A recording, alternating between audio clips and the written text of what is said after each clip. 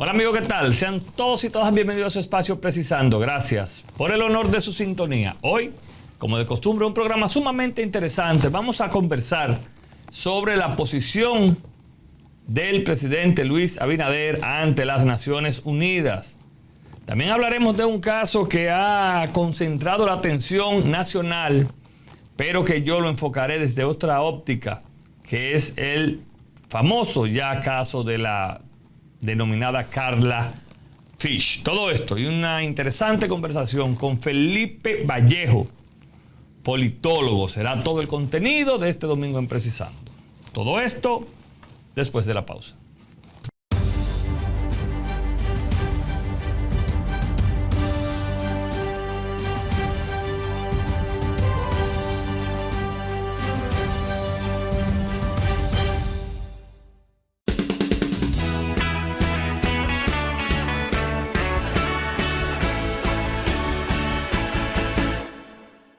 Gracias amigos por continuar con nosotros. Miren, esta semana nuevamente el presidente de la República, Luis Abinader, compareció ante la Asamblea de las Naciones Unidas, donde expuso su reiterada petición, pero sobre todo su queja de la poca ayuda que está recibiendo el vecino país de Haití y por ende las afectaciones que esto le conlleva a la República Dominicana. Y yo quiero expresar mi satisfacción por la posición correcta del mandatario ante un tema que los principales preocupados por que se resuelva ni siquiera debe ser Haití.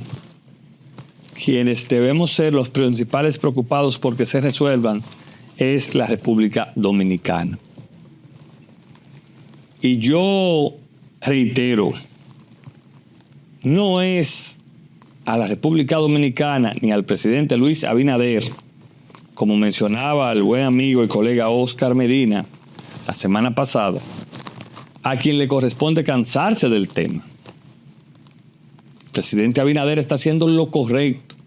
Está actuando como el líder de una sociedad pujante que tiene números importantes, que la misma comunidad internacional ha dicho es el país de la región de mayor crecimiento.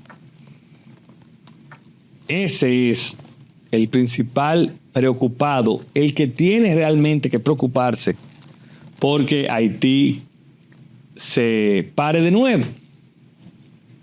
Y decía el presidente, de una manera muy atinada, que daba vergüenza que de 400 hombres que se comprometió la comunidad internacional, de 2.000 hombres, perdón, que se comprometió la comunidad internacional a enviar, a pacificar a Haití para de allí poder realizar elecciones transparentes, libres y democráticas, solamente se han podido mandar 400.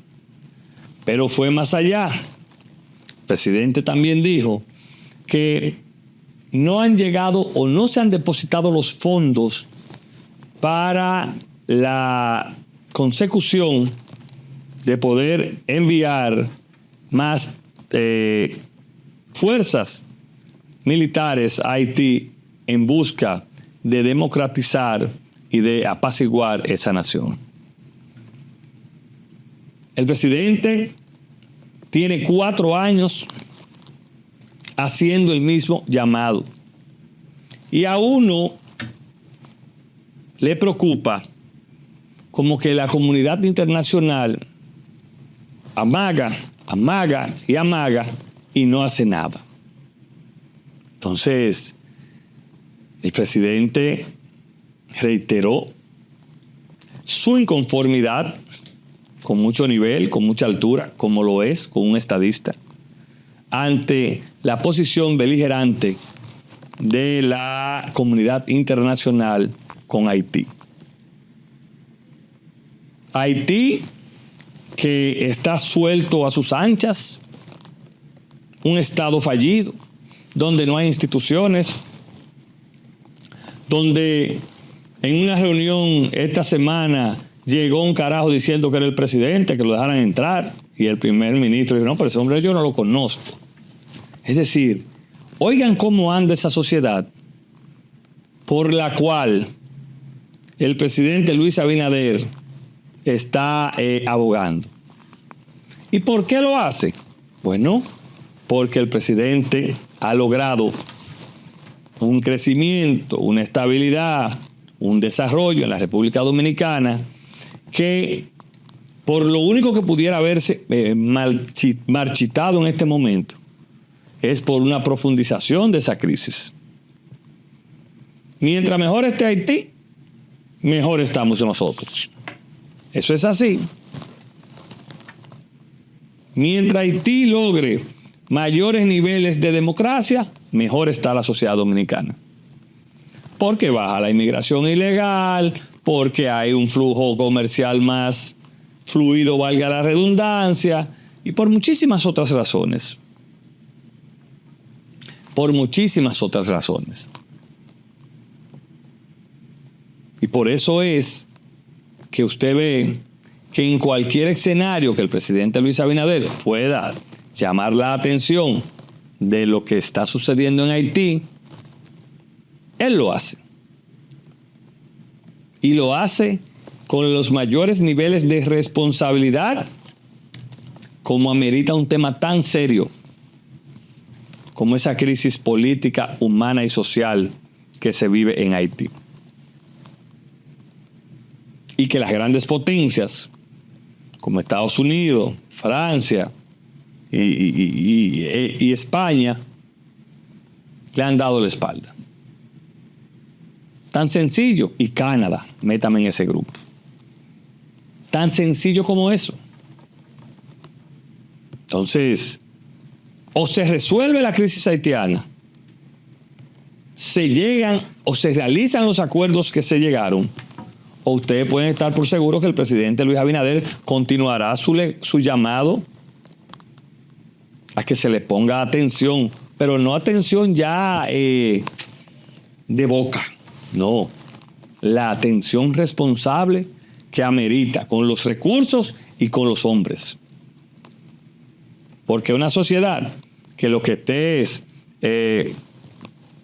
controlada por bandas, ya usted puede ver. Y en ese mismo escenario, el presidente Abinader abogó por la transparencia y la reiterada posición de él también de las publicaciones de las actas en torno al caso de Venezuela, que está suelto. Y también la comunidad europea soltó a Venezuela. La comunidad internacional, perdón. Y los pobres venezolanos andan por el mundo y un fascineroso como Maduro, como Diosdado Cabello, jactándose de que ganaron unas elecciones fraudulentas. Y así no se puede fortalecer la democracia. Miren, la sociedad dominicana se ha dejado penetrar mucho del morbo de las redes. Y digo esto a raíz del sonado caso Carla Fish, que por demás yo creo que los medios, a raíz del expediente que tiene el Ministerio Público, deben hacer un mea culpa e incluso deben hacer una disculpa pública a mucha gente a las acusaciones vertidas sobre esta joven, que ya uno entiende por qué no había salido a dar la cara.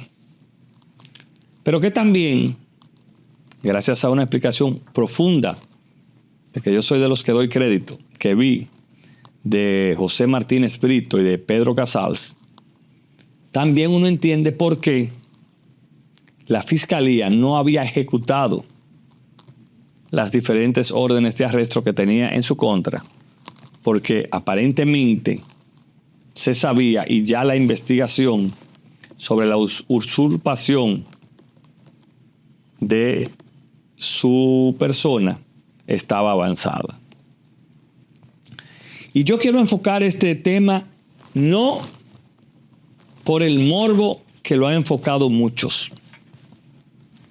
Yo quiero enfocar este tema porque es preocupante que en la sociedad dominicana se estén dando casos como esos dignos de una película de Netflix.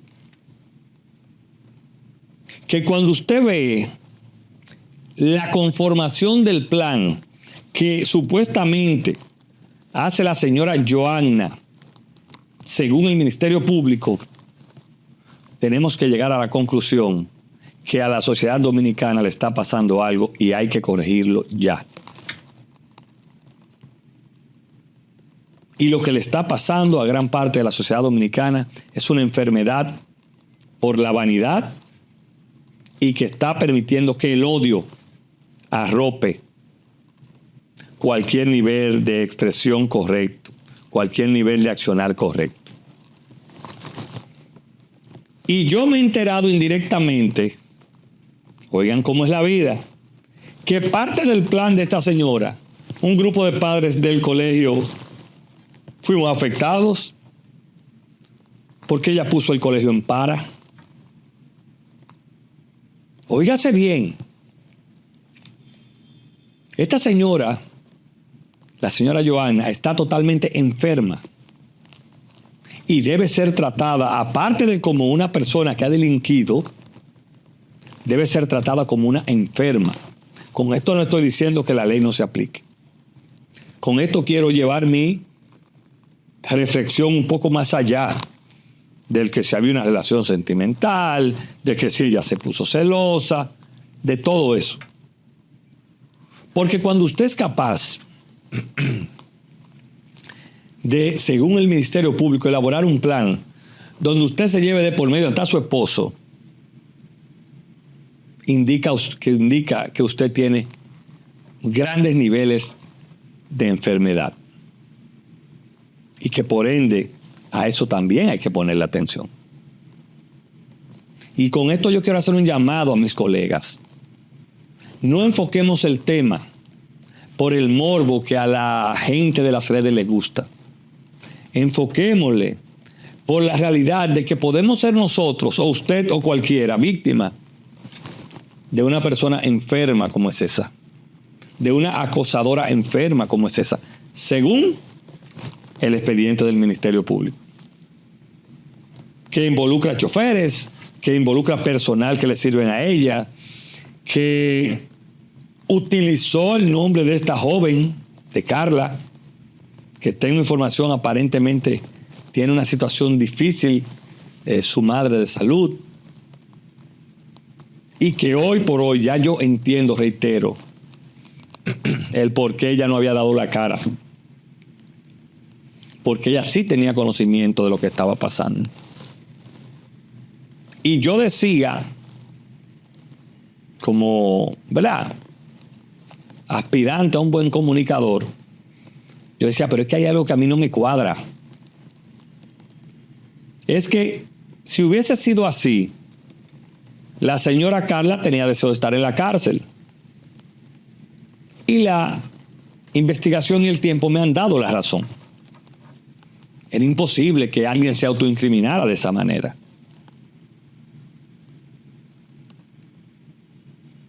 Y vuelvo y repito, aportemos nosotros desde los medios de comunicación para que ese tipo de cosas no calen en la sociedad dominicana. Yo no me iba a referir al tema.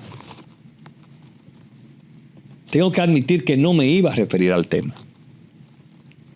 Pero, reflexionando, pensando, dije, este tema hay que enfocarlo desde la óptica de la enfermedad psiquiátrica que tiene esta joven. Y que puede ser víctima cualquiera. Y que bien o mal, la autoridad tiene que actuar. Pero actuar en las dos vertientes. Porque lo que yo vi de ese doctor es que él ha sido otra víctima también de la enfermedad del acoso y del chantaje de su propia esposa. Óigase bien a los niveles que estamos llegando. Olvídense de que si ella estaba enamorada. Ese no es el tema aquí. El tema aquí va más allá y es de salud mental. Que te lleva a unos niveles de irracionalidad que mira por dónde andan las cosas. Planeando planes, valga la redundancia, macabros, sin importar a quién usted se lleve de por medio.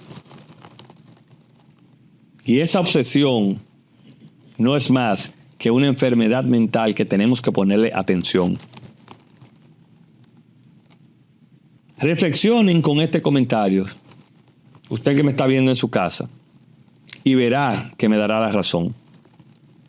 Y que quizás lo tenemos al lado de la casa o en la familia, porque este era en la familia.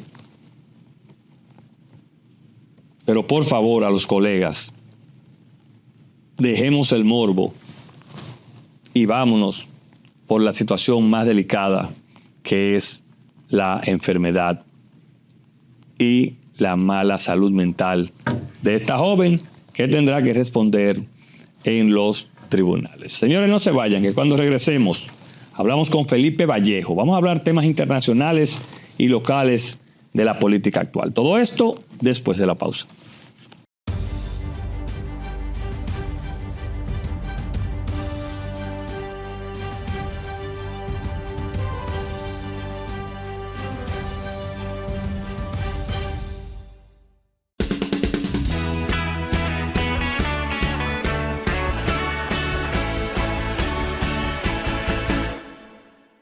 Como habíamos anunciado, nos acompaña el politólogo y analista Felipe Vallejo. Felipe, buenas noches, bienvenido a Precisando. Buenas noches, gracias por invitarme. Teníamos unos días por hablar, Felipe. ¿Cómo está todo?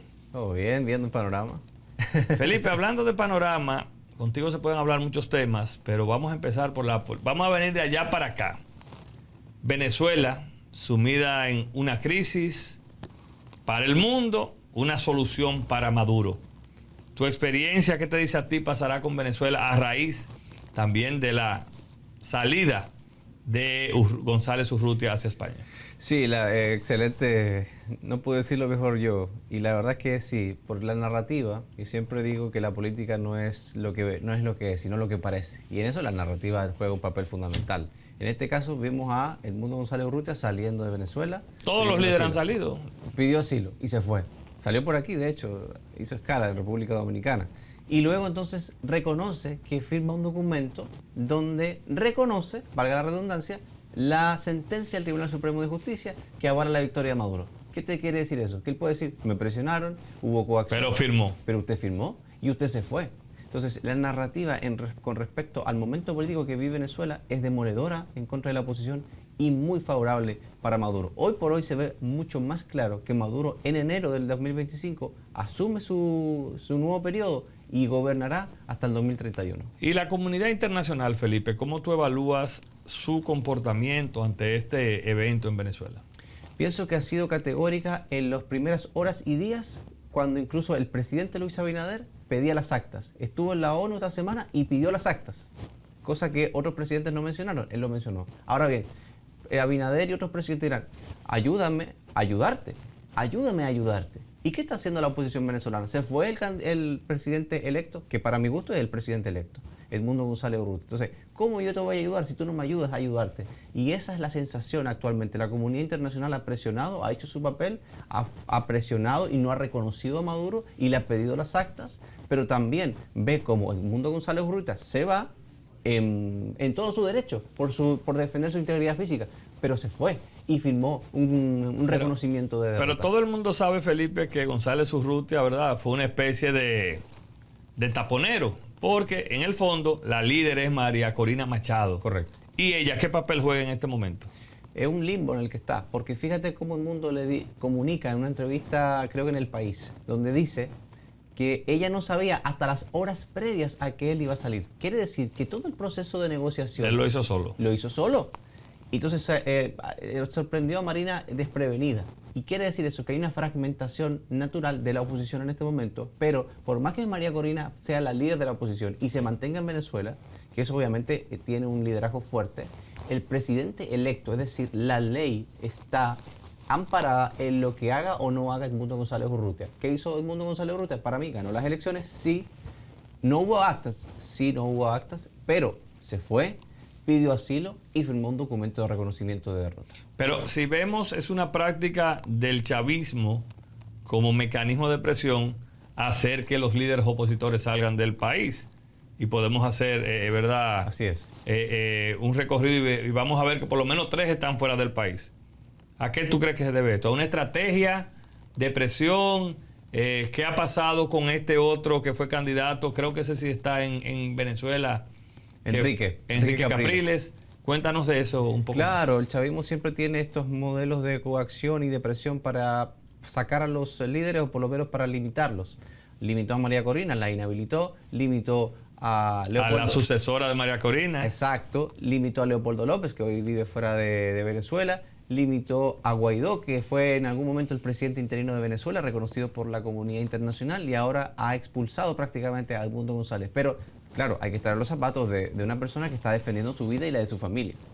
Pero si usted se candidatea a presidente de Venezuela en un momento como este, usted sabe que su vida es parte del juego y es parte del riesgo que está corriendo. Entonces, ¿qué usted le está diciendo a los millones de venezolanos que no tienen la posibilidad de emigrar y de asilarse? Que usted sí tiene la posibilidad de asilarse y se fue. Entonces, es un mensaje confuso con respecto a lo que está pasando. Finalmente, Felipe, desde tu óptica y experiencia, ¿qué le depara el futuro a Venezuela? Le depara una permanencia en esta crisis, le depara la coronación del madurismo. Ya el chavismo murió hace muchos años. Sí. Murió hace muchos años el chavismo, porque por lo menos el chavismo convivía con la oposición. ¿Hoy qué pasa? Sí, Chávez era un poco más abierto. Chávez le respondía a María Corina en la asamblea cuando estaba en su rendición de cuentas. Hoy ni eso, hoy son perseguidos, son encarcelados. La gente no puede libremente ejercer. Pero dicen que no es Maduro, dicen que es Cabello el autor de toda esa persecución. Claro, siempre un presidente tiene un entorno duro, suave, como se quiera. Pero aquí la clave ha sido, y por eso es que Maduro y el régimen no ha caído, es que Maduro ha tenido la habilidad de mantener al régimen cohesionado con las fuerzas más agresivas y las fuerzas más pasivas. Pero hoy por hoy no hay manera de que el régimen de Maduro caiga si no es por dentro. Entonces, ¿tú entiendes, Maduro en enero asume otro periodo de 6 años? Hoy por hoy esa es ¿Y qué pudiera hacer, aparte del rechazo, Felipe? ¿Qué pudiera hacer la comunidad internacional? ¿Cómo pudiera cerrarle el cerco a Venezuela, cosa de que se buscara el mecanismo de que este hombre tenga que negociar, de que él se vaya del país? ¿Cómo hacerlo? Estados Unidos lo ha intentado con las presiones económicas. Ya no estamos en los años 60 y 70 cuando... Pues Cuba y Rusia resuelven. Claro. Y China, perdón. Lo que pasa es que aquí hay una negociación internacional y hay una negociación interna. Primero porque China, Rusia e Irán apoyan a Maduro. Desde el momento en que China, Rusia e Irán desistan de ese apoyo, entonces cae el régimen de Maduro. Y que hay una fragmentación interna. Lo vemos, por ejemplo, en Siria, Luis, que Siria, el régimen de Siria se sostuvo cuando el Occidente trató de bajar al Assad por la presencia militar rusa. Entonces aquí es Rusia, China e Irán que desistan de apoyar a Maduro y cae el régimen. ¿Con uno que desista tú crees que cae? Si Rusia desiste, China va en ese paquete, vamos a decir. Pero tiene que haber un desistimiento o desistir de esta situación de apoyo de forma más generalizada. Bueno, ya ustedes oyeron, según las observaciones de Felipe, en enero se juramenta Maduro hoy por 6 años más. Vamos a ver qué le depara el futuro a Venezuela. Felipe, vámonos a Estados Unidos, ¿verdad? Vamos a cruzar a Norteamérica. Vemos, o ya vimos, ¿verdad?, el desistimiento de la renuncia como candidato de Joe Biden. Mucha gente sabía que esto iba a suceder. Se especuló mucho que si Kamala, que si no. Tu opinión en torno a la selección de Kamala Harris como candidata presidencial. Yo pienso que no hay candidato ideal, sino candidato posible. Y en este caso Kamala Harris era la candidata posible porque primero, no es verdad que Joe Biden, presidente en funciones, iba a desistir de ir a la reelección a pesar de sus limitantes físicas y mentales sin dejar por lo menos a una persona que iba a defender o preservar parte de su legado.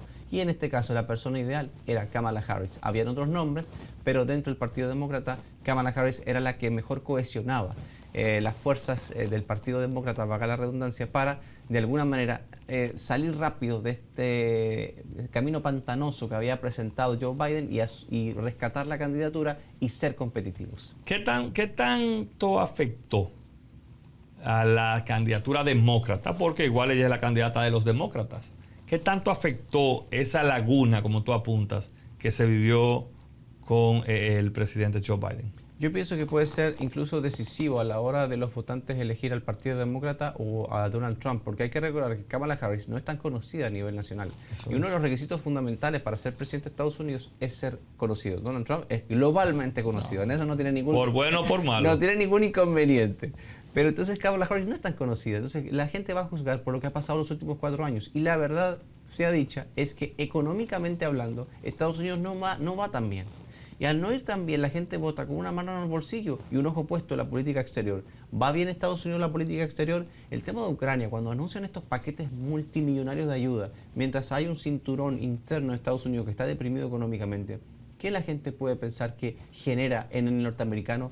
Genera indignación, porque me estás ayudando a un país que está a miles de kilómetros de distancia, pero no me estás ayudando a mí económicamente. Entonces, ahí hay un mensaje poderoso en favor de Donald Trump y en contra de Biden. Y políticamente, la posición principal, y así fue, no fue un secreto para nadie, del expresidente Barack Obama, quien de entrada se opuso a que Kamala fuera la sucesora de John Biden. ¿Cómo eso se ha ido manejando, ha evolucionado? Lo hemos visto integrado, pero para ser realista, ¿cómo eso pudo afectar? Hay reportes de prensa que indican incluso que la relación entre Biden y Obama están rotas, porque en las horas previas a que Biden tomara la decisión para desistir de la candidatura presidencial, Obama liberó un comunicado, o le comunicó al entorno que de alguna manera él no veía con buenos ojos que Biden continuara. Y luego entonces Kamala Harris. Obama se dejó querer un poquito y no asumió de inmediato una ayuda, como por ejemplo lo hizo Hillary Clinton y Bill Clinton y otros líderes del Partido Demócrata. Se demoró un poco. Y eso que es de extrañar, Luis, porque de los líderes políticos que más apoyaron a Kamala Harris desde su época de fiscal general fue él. Fue Obama. Y fue el presidente de Biden. Exacto. Entonces, me parece extraño eso, pero de alguna manera... ¿Y cuál es la extrañez? ¿Él quería esa candidatura para su esposa? Bueno, habrá que ver. Obviamente, entramos en la especulación. Claro que había una fuerza importante que estaba promoviendo a Michelle Obama. También Obama está apostando a preservar su capital político. Tú preservas tu capital político cuando eres más atractivo de comprar y de vender. Es decir, si tu esposa puede ser un ente determinante, por ende tú tienes más valor político. Claro, y al tener más valor político, espérate un poco. Vamos a dejarnos querer un poquito más. ¿Cómo se maneja eso en la política norteamericana, Felipe? Porque como un presidente son 2 periodos y nunca más, muchos se retiran. ¿Cómo esos políticos mantienen esos liderazgos, Felipe? A través de los hijos. Y hay casos recientes. George Bush y George W. Bush. George Bush fue en los 86-90, creo, 90-94. 90-94. Y luego entonces, a principios de los 90. Y luego entonces pierde la reelección contra Bill Clinton. Bill Clinton se reelige. Bueno, ¿y quién llega? ¿Quién sucede a Bill Clinton en la presidencia? El hijo de George Bush. Es decir, no me derrotaste en las elecciones presidenciales, pero yo traje a mi hijo, que era gobernador, y fue el nuevo presidente republicano. Entonces, allá en Estados Unidos se respeta tanto el hecho del 4+4 y nunca más, que a través de aliados políticos o en casos recientes, el propio hijo es que asume el legado de su padre. Tú hablas del 4+4 y nunca más. Y yo creo que aquí hay que aclarar algo. Hay gente que está confusa y dice, bueno, si gana Trump, puede ser 8 años. No, él solamente es 4 años. 4 años sin importar si es fragmentado. Sí, no, son 8 años de presidencia. Pase lo que pase, si gana Trump, estos son sus últimos 4 años. Según la Constitución norteamericana. Y ahí está Trump de nuevo, por ejemplo, con lo que me preguntaba anteriormente. Ahí están sus hijos. O sea, ahí está J.D. Vance. Para mí J.D. Vance es como una versión evolucionada de Donald Trump. Más joven, preparado. Tiene carisma. Es carismático. Porque con todo y todo, Trump es un hombre carismático. Es muy carismático en su estilo. A su estilo, es muy carismático. Por encima incluso de sus hijos. Entonces, él obviamente está preparando el terreno al elegir a ese vicepresidente y al hacer más protagonistas a sus hijos, él sabe. ¿Es el líder hoy por hoy del Partido Republicano? Pero hoy, por encima de los republicanos, está el trumpismo. Y el trumpismo es el que ha retornado, ha hecho que el republicano volviera al poder en el 2016. Y es el trumpismo el que permitirá o no que el republicano vuelva ahora. ¿Cuál es la realidad hoy, Felipe, según los datos que manejas, según los estudios que has visto, del escenario norteamericano que en noviembre, ahora en noviembre, 5 de noviembre, hay elecciones? Bueno, primero que todo, el voto popular es irrelevante. Puede ser que sea para alimentar. Eso no es democrático, ese es el sistema más antidemocrático. Es particular, porque es irrelevante el hecho de que si estamos en California y estamos compitiendo y Luis Miñoso saca 5 millones de votos y yo saco 4.5 millones de votos, o en otro estado saco 10 millones de votos y tú sacas 5. Puede ser que yo me adelante en el voto popular, pero es irrelevante porque igual son los mismos votos electorales. Son 20 votos electorales y 50 votos electorales. Bueno, el mejor caso es Hillary Clinton. Correcto. Y Al Gore. Ganó el voto popular, pero perdió la elección. Entonces, aquí hay Hillary Clinton sacó 2 millones y pico más votos que Trump. Entonces, en ese caso, aquí hay que enfocarse en 5 o 6 estados clave. Entre ellos Pensilvania, Arizona. Ok, Pensilvania. ¿Cómo están los números en Pensilvania? En Pensilvania yo no le he puesto mis fichas a Kamala Harris por un asunto netamente económico. Ella se opuso en años recientes al llamado fracking. Y el fracking es el tema de la extracción de gas o de petróleo. Bueno. Y ahora recientemente dijo, bueno, la verdad es que sí, que hay que... O sea, porque ella sabe que en Pensilvania vive de eso. La gente de Pensilvania ve que la candidata presidencial se opuso al motor económico de lo que me permite a mí tener un empleo. Yo voy a votar por Kamala Harris, probablemente vote por Donald Trump. Entonces, hay que ver. ¿Qué me dices Pensilvania? ¿Cuál es otro? Pensilvania, Michigan. No tengo claro qué está pasando en Michigan, pero sí, por ejemplo, en Arizona. Arizona es un estado que hace... Pero se supone que debe ganar en Arizona Kamala Harris por las posturas fuertes del señor Trump ante los inmigrantes. Claro, pero en ese caso, mucha gente de Arizona está pujando por fronteras fuertes, incluso de inmigrantes, de familias de inmigrantes que tienen muchos años en Estados Unidos, que apoyan la inmigración legal, no la inmigración irregular. Entonces, yo estoy dudoso de si eso es estado. ¿Y Nueva York es decisivo? No, Nueva York es demócrata. Pero es decisivo. Ohio es un termómetro, vamos a decir. El estado de Ohio. Está Michigan, está Carolina del Norte, Arizona. ¿Y California? No, California es... El que gane California... Lo que pasa es que California son votos electorales seguros para Kamala Harris. Primero, porque es históricamente, en años recientes, demócrata. Y segundo, no olvidemos, ¿de dónde viene Kamala Harris? Sí. ¿De dónde fue fiscal general? ¿De quién fue senadora? Entonces, eso es para Kamala Harris, como lo es Florida. Y para probablemente Trump. Ohio para Donald Trump. Entonces, ¿tú no visualizas todavía que se pueda decir el escenario está definido? Oye, es que la verdad es que sería una irresponsabilidad de mi parte decírtelo, porque en el 2016 todo el mundo decía que Hillary Clinton ganaba, incluyéndome. En el 2020, la noche de las elecciones, todo el mundo pensaba, incluyéndome, que Donald Trump estaba arriba. Y ahora... ¿Cae domingo las elecciones? No, un martes. Cae martes. Igual vamos, Misael, a hacer un programa en vivo con Felipe y otro analista político, porque yo creo que es importante analizar la situación de Estados Unidos. Felipe, vamos a bajar al patio. En estos minutos no podemos dejar de hablar de la política local. Pasaron las elecciones. Tú fuiste una persona que a tu manera, si se quiere, viste y vaticinaste lo que podía pasar en torno tanto al presidente Abinader, en torno a Leonel Fernández y Abel Martínez. El escenario político hoy está definido.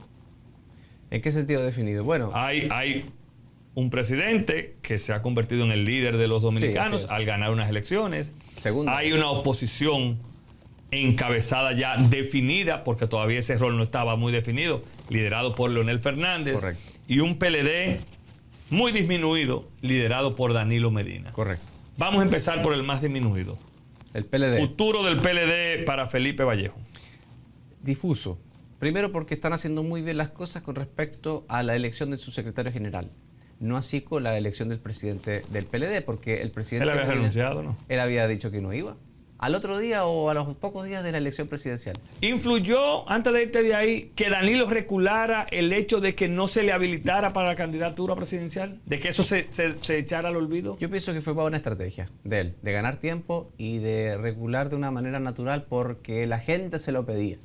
Pero yo pienso que nunca en la agenda de Danilo Medina estuvo dejar la presidencia del PLD. ¿Por qué? ¿Son un seguro de vida para él? Claro, es un tema de supervivencia política. Estás inhabilitado, estás de alguna forma perseguido, tu entorno está perseguido, encarcelado. Bueno, perseguido relativo, hay que ver los hechos que Hay que probarlos. se te acusan. Claro, pero...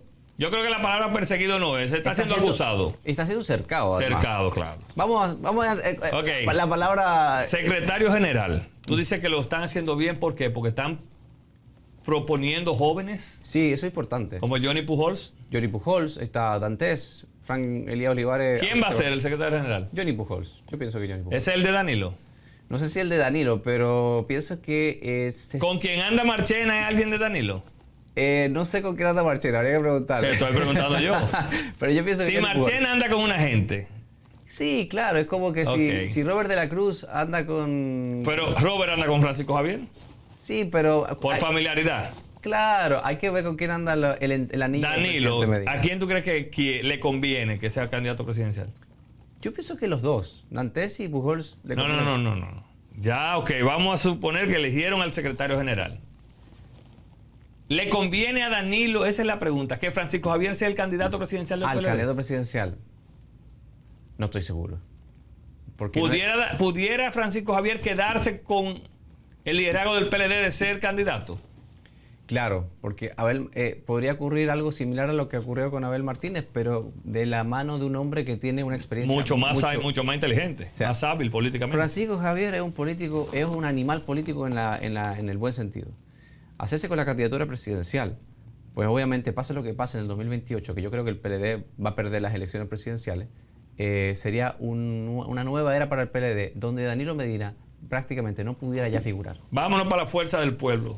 Hay gente ya en la fuerza del pueblo que dice que esa candidatura está definida, como el jefe de campaña de Leonel Fernández, como Radamés Jiménez, como César Fernández. ¿Es un error político, Felipe, esa aseveración en este momento? Es un error porque se están precipitando. Yo pienso que no es momento de hablar de candidaturas.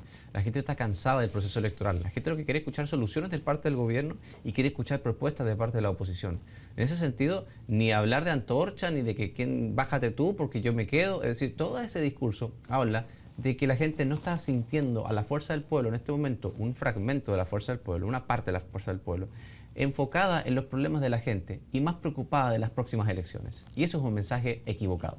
¿Es correcto, Felipe, de parte de Leonel Fernández, permitir ese tipo de mensajes públicamente?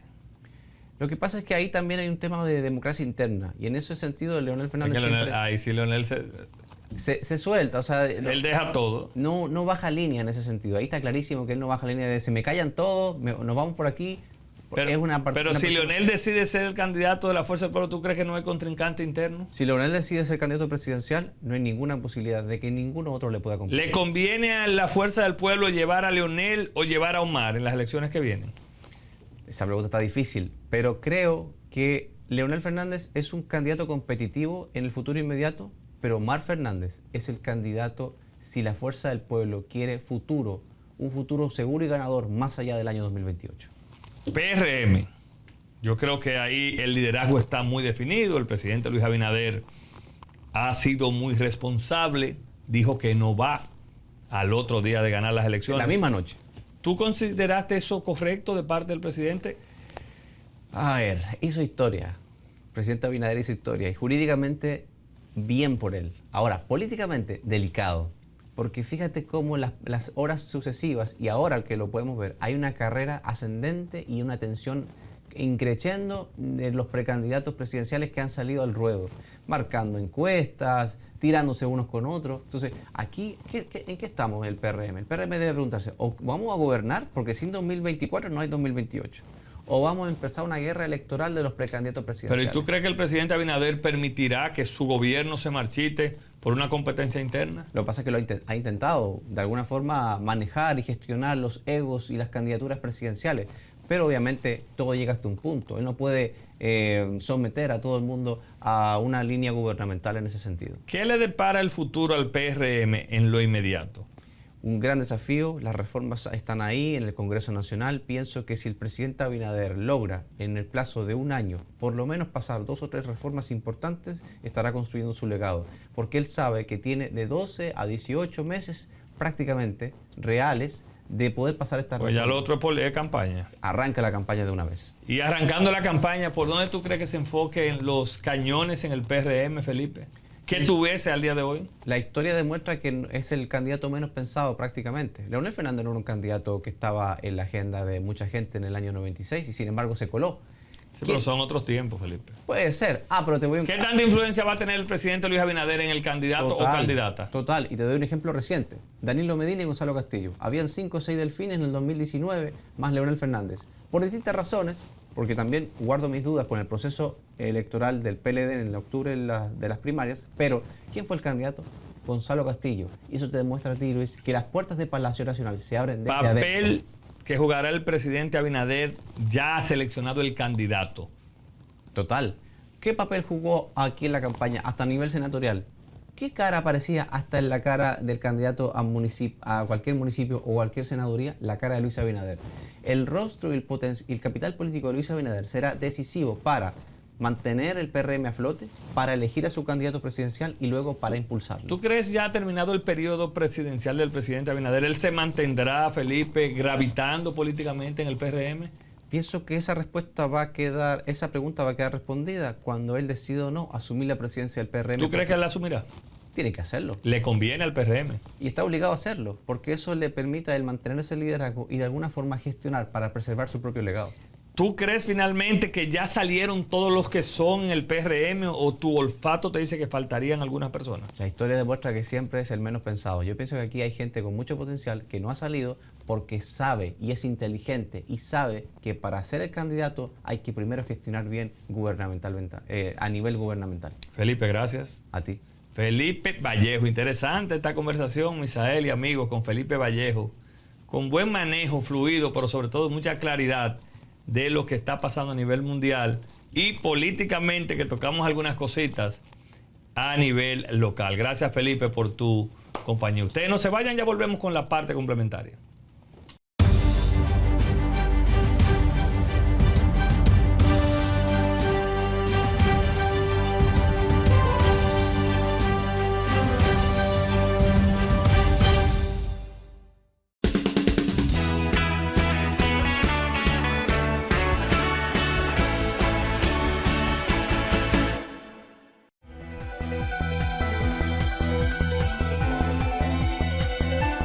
El Instituto Dominicano de las Telecomunicaciones, Indotel, aseguró que todo está listo para que el 21 de noviembre empiece el apagón analógico con la distribución de 940.000 cajas convertidoras de señal.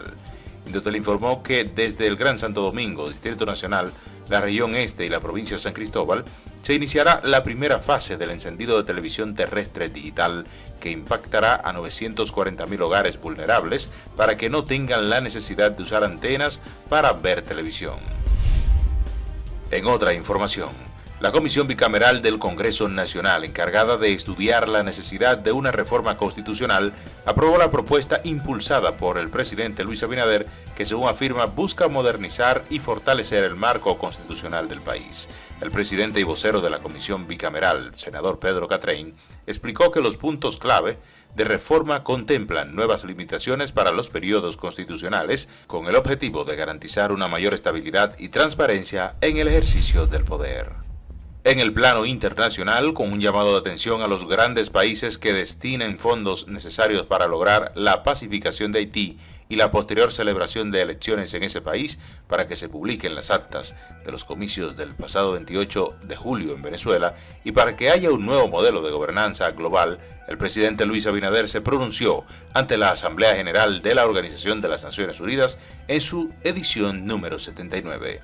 Al dejar sobre la mesa la advertencia de que si no se actúa, el colapso de Haití será inminente con consecuencias que alcanzarán a toda la región, el jefe de Estado dominicano reclamó el involucramiento de los países y el desembolso de los recursos prometidos para Haití.